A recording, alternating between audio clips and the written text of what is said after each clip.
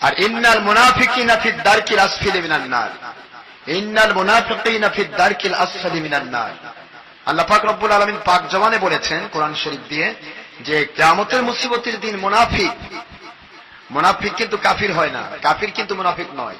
ইহুদি নাসারা মুশরিক কিন্তু তারা মুনাফিক না, তারা কাফির কুফফার। মুনাফিক হয় মুসলমান। অথচ মুসলমানের ঘরে জন্ম নিয়ে মুসলমানের সন্তান হয়েও যে ব্যক্তি মুনাফিক হলো তার স্থান হবে কাফিরদের জাহান্নামের নিচে। যারা বলুন নাউযুবিল্লাহ। কাফিররা জাহান্নামে থাকবে, তার নিম্ন স্তরে মুনাফিকের স্থান। আর মুনাফিকেরও নিম্ন স্তরে থাকবে জুব্বুল হুজুন, উলামায়ে সু। নাউযুবিল্লাহ।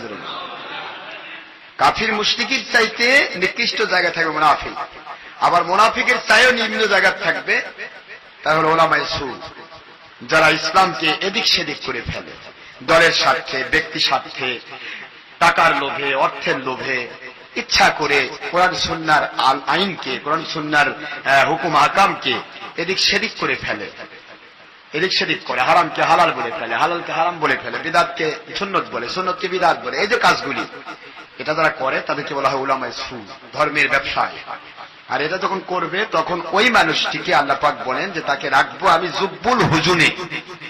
জুব্বুল হুজুন হচ্ছে জাহান্নামীদের যত গলিত রক্তপুঁজ পড়বে। এটা হাদিস শরীফে আসছে, হুজুর পাক সাল্লাল্লাহু আলাইহি সাল্লামকে বলা, হুজুর পাক সাল্লাল্লাহু আলাইহি সাল্লাম বলছেন ইয়াকুম জুব্বুল হুজুন, তোমরা জুব্বুল হুজুন থেকে নিজেকে হেফাজত করো। জোরে বলুন সুবহানাল্লাহ। তো সাহাবায়ে কেরাম রাদিয়াল্লাহু তাআলা আনহুম বলতে লাগলেন ইয়া রাসূলুল্লাহ, ইয়া হাবিবাল্লাহ, ওয়া মা জুব্বুল হুজুন, জুব্বুল হুজুনটা কি জিনিস? তখন হুজুর পাক সাল্লাল্লাহু আলাইহি সাল্লাম ব্যাখ্যা দিচ্ছেন, আল্লাহ রাব্বুল আলামিন ওনার জাহান্নামের আগুন, ওই আগুনের ভিতরে যে মানুষগুলি জ্বলবে, ওই জ্বলমান মানুষগুলোর শরীরের যত রক্ত পুঁজগুলি গড়ে গড়ে গড়ে গড়ে পড়তে থাকবে, এটা যখন ড্রেন দিয়ে, এটা যখন নদীর সৃষ্টি করে নিম্নে গিয়ে নামবে, ওই নিম্ন স্তরের জায়গাতে, ওই রক্ত পুঁজ সমৃদ্ধ জায়গাতে যে আগুনটা জ্বলবে, এই আগুনের নাম হলো জুব্বুল হুজুন। ওমা আসহাবু জুব্বুল হুজুন, ও আল্লাহর হাবিব, কোন মানুষগুলি জুব্বুল হুজুনে পুজবে? এত বড় মারাত্মক আগুনের ভিতরে কারা পুজবেন? নবী পাক সাল্লাল্লাহু আলাইহি সাল্লাম বলেন, কেন বললাম জুব্বুল হুজুন থেকে নিজেকে হেফাজত করো? কারণ জুব্বুল হুজুনের আগুন এত অভিশপ্ত, এত বেশি অভিশপ্ত আগুন, এটা জাহান্নামের আগুন।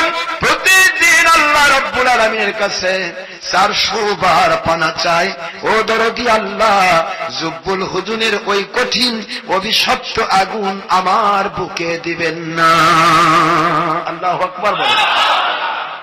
নবী পাক সাল্লাল্লাহু আলাইহি সাল্লাম বলেন, জাহান্নামের আগুন প্রতিদিন কয়বার আল্লাহর কাছে দোয়া করে? 400 বার।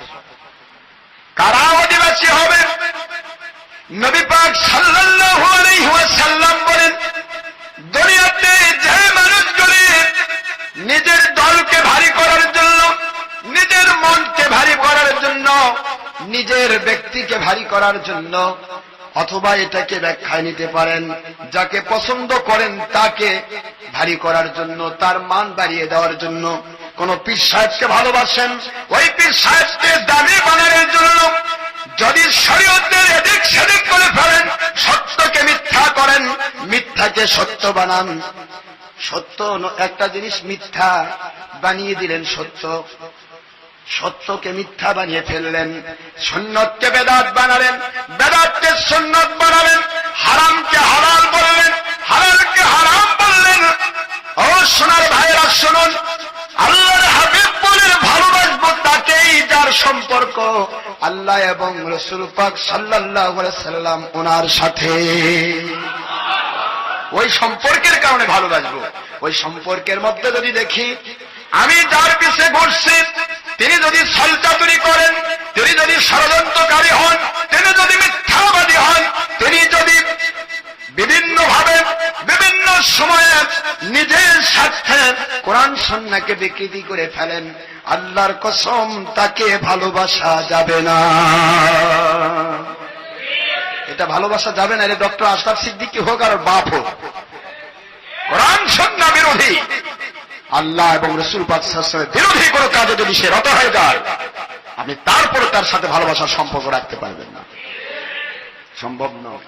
আল হুব্বু ফিল্লাহ ওয়াল বুগদু ফিল্লাহ, বুখারীর হাদিস। পৃথিবীতে কাউকে ভালোবাসবো আল্লাহর জন্য, কারো সাথে মন খারাপ করব আল্লাহ এবং রাসূলের জন্য। জোরে বলুন সুবহানাল্লাহ। নিজের স্বার্থে নয়, এটাই মুমিনের টার্গেট। আল্লাহর হাবিব বলেন, ওই মানুষগুলি যারা নাকি শরীয়তকে এদিক সেদিক করে ফেলে, ছলচাতুরি করে, কোরআন সুন্নাহর আইনকে এদিক সেদিক করে ফেলে, হুকুম হাকামকে এদিক সেদিক করে ফেলে, হারামকে হালাল বলল, হালালকে হারাম বলল, এমন মানুষগুলো তারা অভিশপ্ত। কারণ তাদের যারা অসংখ্য হাজার হাজার মানুষ জাহান্নামী হয়ে যাবে। ওই জাহান্নামী মানুষগুলো বলবে, আল্লাহ আমি তো জানতাম সবই মুক্তি ভিডিও টিভি, ব্যাপারটা বাহায়া হওয়া, মিথ্যা কথা বলা, এগুলি তো জাহান্নামের কাজ, আমি তো জানতাম না। আমি যাকে ভালোবাসতাম ইনি তো নিজেই এগুলি করতেন, ইনি তো নিজেই আমাকে এগুলি শিখাইছেন। আল্লাহ বলবেন, ওদের কারণে যখন তোমরা শরীয়তের গর্হিত কাজে গিয়া জাহান্নামী হয়ে গেছ। সুতরাং খুব ভালো করে বোঝার চেষ্টা করবেন, ওনাদের জন্য আল্লাহ আমি জানতাম না মসজিদে নাপাক করা জায়েজ নাই, আমি জানতাম না তিন চিল্লা না দিলে ঈমান পাক হবে না, বললে ঈমান থাকবে না, একথা তো আমি জানতাম না। এরা তো আমাকে শিখাইছে তিন চিল্লা দিতেই হবে, মসজিদে পিকনিক করতেই হবে, 120 রাত মসজিদে থাকতেই হবে, আমি তো জানতাম না। এরা তো আমাকে শিখিয়েছে। আমার আল্লাহর কোরআন বলে, রাসূল পাক সাল্লাল্লাহু আলাইহি ওয়াসাল্লাম বলেন, মুহূর্তের ভিতরে ওই মানুষগুলিকে টেনে নিয়ে আসা হবে। যাচ্ছ কই, তুমি জান্নাতে যেতে পারবে না, তোমার জন্য হাজার হাজার লাখ লাখ মানুষ জাহান্নামী হয়ে যাচ্ছে। ওই জাহান্নামী মানুষগুলো যেই জাহান্নামের আগুনে থাকবে, তাদের গলিত রক্তপুঞ্জগুলো যেখানে পড়বে, ওই জায়গাতে আমি আল্লাহ তোমাকে স্থান করে দিব। জোরে বলুন নাউজুবিল্লাহ। ও মুসলমান ভাইরা, কয়দিনের জীবন ছলচাতুরি করে চলবেন? মানুষকে কয়দিন ধোঁকা দেব আমরা? ধোঁকার পথটা বন্ধ করে দেই, কোন প্রকার স্বার্থ নেই, কেবলমাত্র একমাত্র শুধুমাত্র আল্লাহ এবং রাসূল পাক সাল্লাল্লাহু আলাইহি ওয়াসাল্লাম ওনার সন্তুষ্টির জন্য যদি আমরা কাজ করি, আমাদের কোন জায়গায় আল্লাহ রাব্বুল আলামিন আমাদের কোনো ক্ষেত্রেই তিনি আমাদের রহমত শূন্য করবেন না। প্রত্যেকটা জায়গায় আমাদের উপর আল্লাহ পাকের গায়বী মদদ নাজিল হবে। আর ইন্না